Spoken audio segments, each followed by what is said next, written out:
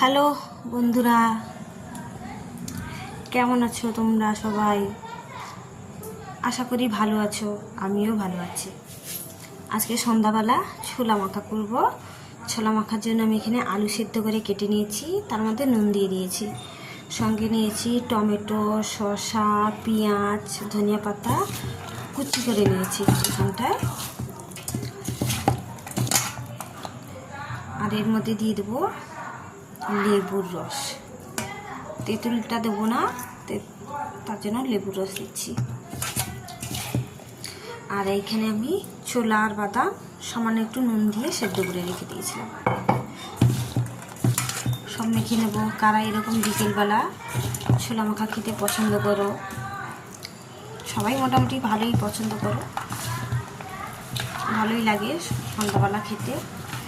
এর মধ্যে যদি কয়েকটা পাঁপড়ি দিয়ে দিতাম তাহলে ভালো হতো, কিন্তু পাঁপড়ি আমাদের নেই। তেঁতুল দিলে আরও ভালো হতো। তেঁতুল খেলে না ভীষণ অ্যাসিড হয় আমার, তাই জন্য আমি তেঁতুলটা দিচ্ছি না। কেমন হয়েছে বন্ধুরা বলবে একটু কমেন্ট করে। যে যে খাবে চলে এসো।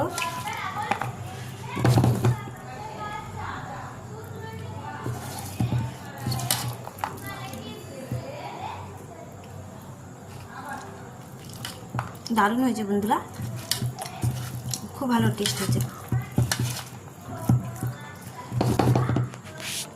শুভ সন্ধ্যা।